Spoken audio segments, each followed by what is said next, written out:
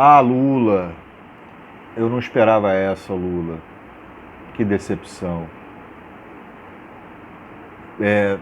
Lula cometeu um grande erro, sabe? Um grande erro. Estamos falando de Zanin. Estamos falando do ministro que ele indicou, um ministro reacionário, muito reacionário, que ele indicou para o Supremo Tribunal Federal. Eu estou com um sentimento de tristeza, né? Eu estou chocado, estou surpreso e decepcionado com essa atitude do Lula. Eu realmente não esperava isso. Vocês sabem que eu sou de esquerda, que esse canal é de esquerda, mas não vou deixar de comentar sobre o grande erro do presidente Lula ao indicar o ministro Zanin. Não serei oposição ao governo Lula, quero deixar isso bem claro, muito menos irei fazer um gabinete do ódio antipetista. A questão é que Lula indicou o maior traidor, né, da esquerda no STF. O Lula indicou o pior cara para fazer oposição à esquerda no Supremo Tribunal Federal. O Lula indicou um ministro retrógrado, fundamentalista, muito reacionário, né, que com apenas um mês de STF votou 4 pautas alinhadas com a direita. Por exemplo, Zanin votou, com um mês de STF, contra a aplicação do princípio de insignificância em furtos de R$100, ou seja, contra os pobres. Né? Votou contra a equiparação de atos de homofobia e transfobia como crime de injúria racial contra os povos LGBT. Votou a favor de juízes atuarem em ações de escritórios de parentes. Que decepção, cara. Que decepção. Lula colocou no STF um puritano proibicionista tão reacionário que é elogiado pela Damares. Os bolsonaristas estão em festa com o voto do Zanin, que é elogiado, inclusive, pelos bolsonaristas mais fanáticos. E vota contra os pobres, contra o LGBT e contra a descriminalização da cannabis. Né?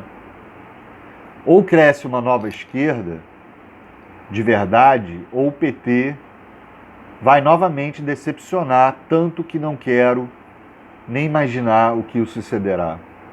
Bom, nesse vídeo aqui eu não quero discutir as razões que a gente deva descriminalizar.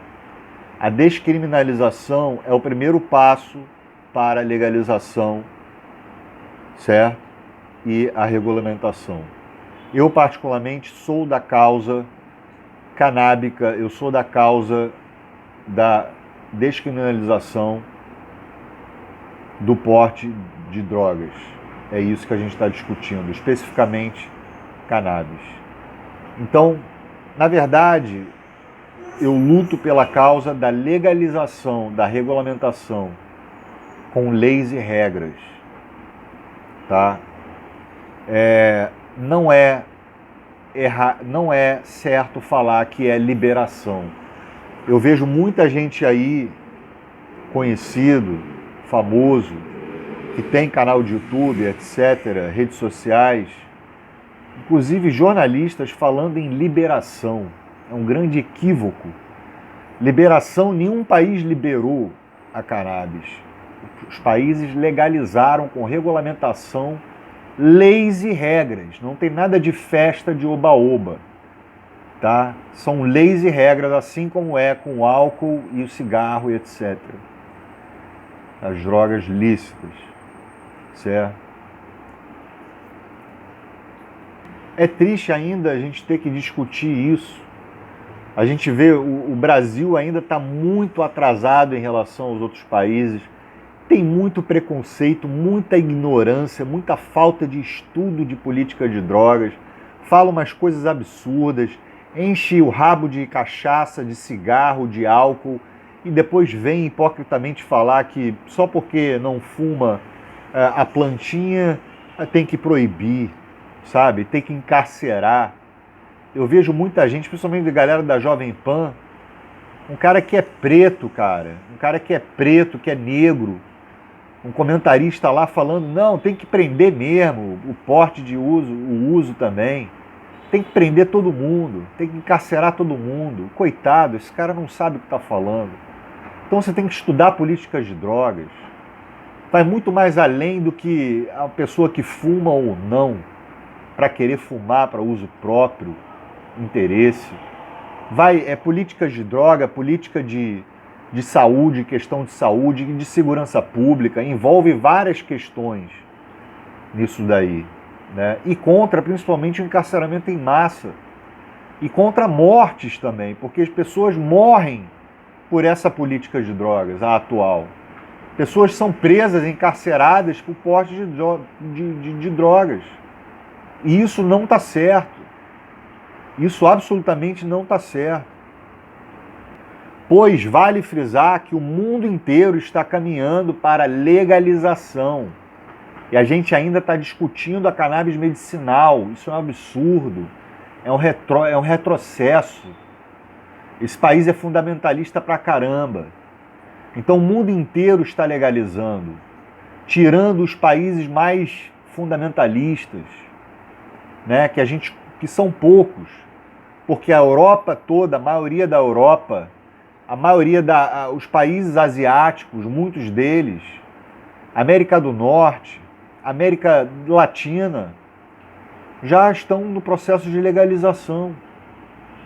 E eu não estou falando só de Uruguai, Holanda, Estados Unidos, Canadá, não. Né? A gente tem Tailândia, a gente tem vários países da Europa, né? A gente tem alguns países da Ásia já nesse processo de legalização. A Austrália, da Oceania, já legalizaram há muito tempo, sabe? Então, não vai virar uma festa, tá? Mudar certas leis não indica que as pessoas vão começar a consumir. As pessoas sempre consumiram, proibido ou não, sempre houveram consumo. Eu não vou aqui ficar entrando nesse mérito de discutir isso, sabe? Porque tem que legalizar no aspecto moral, no aspecto político, não vou discutir isso aqui. Isso eu vou deixar para um outro vídeo. O que a gente tem que discutir urgentemente, como prioridade, é a descriminalização ou a discriminação do porte de drogas. Ah, escude, mas isso cabe o Congresso para discutir.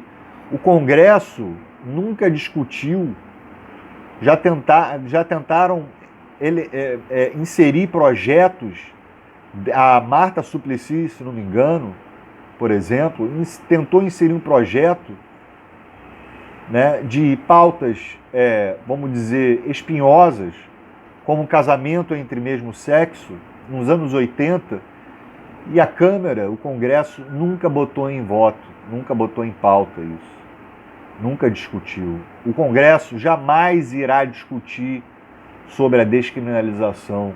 O Congresso é o mais reacionário da história, o atual. Então isso sim tem que caber a fazer certas mudanças nas leis, onde elas são interpretadas, caber o que é constitucional ou não no STF. Porque não é o legislativo, não é o Congresso que irá pautar isso. Né? Eles não vão aprovar nunca, pelo contrário, o usuário ou o portador de entorpecente pode até pegar prisão perpétua se depender do Congresso. Porque lá só tem reacionários e fundamentalistas. Vale frisar isso. Então o STF está em total certeza de que está certo, que tem que ser a autoridade competente para decidir nessa questão de política de drogas. E aí a gente vê 4 votos a favor da descriminalização no STF e 1 voto contra. De quem? Do Zanin. Né? Se eu não me engano, restam 7 votos ainda. E a gente está arriscado ainda de nem conseguir descriminalizar. É lamentável. É lamentável ver um cara da Jovem Pan ser a favor da necropolítica, porque isso envolve necropolítica.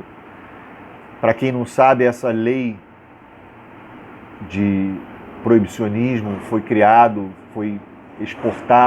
importado, aliás, lá dos Estados Unidos, após a Lei Seca, né, com Nixon, Ronald Reagan, que sofreram muito nessa questão de violência por conta do proibicionismo. Se vocês lerem e estudar a história da Lei Seca nos Estados Unidos, durante da época, se não me engano, de 40 ou 50, dos anos 40 ou 50, como que a violência aumentou e a clandestinidade aumentou.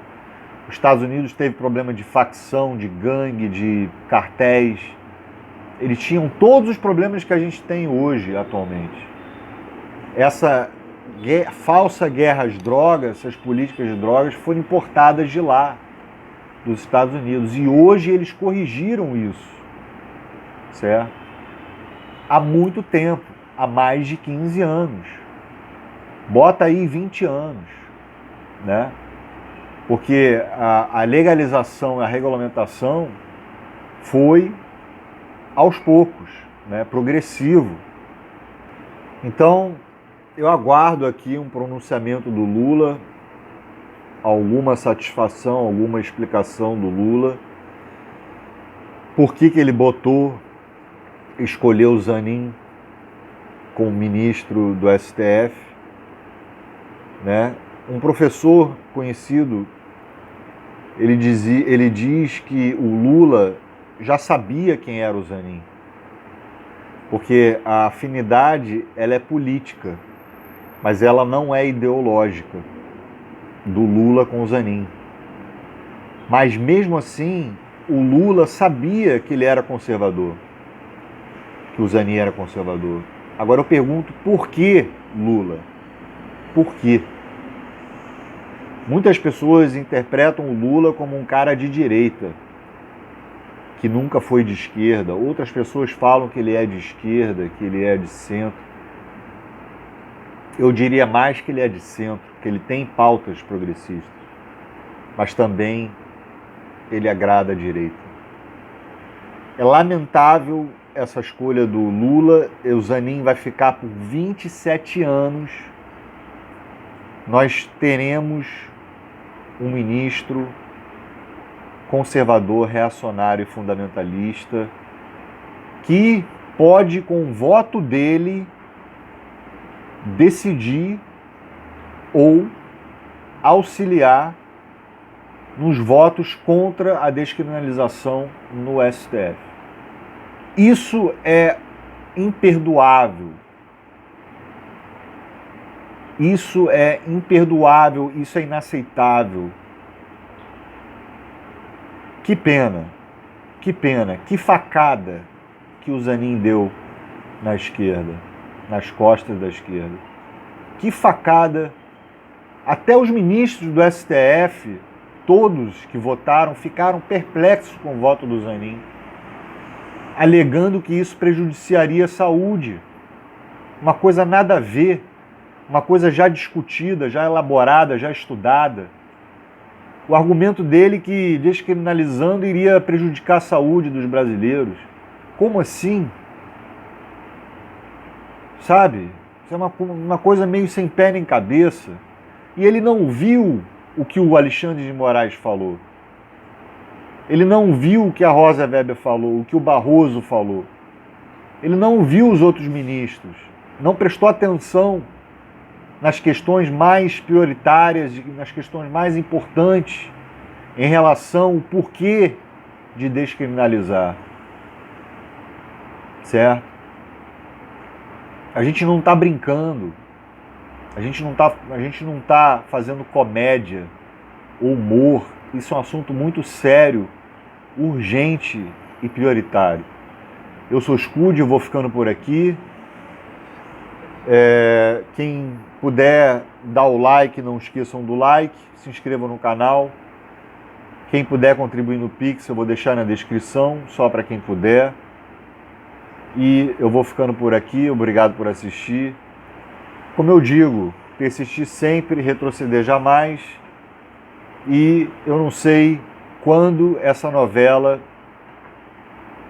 vai durar até resolver, até o STF finalmente decidir sobre essa questão. Porque é só o cara pedir um visto, né, vistas, que a coisa se prorroga mais 90 dias. Então isso vai durar ainda um tempo. Eu vou ficando por aqui, valeu, falou.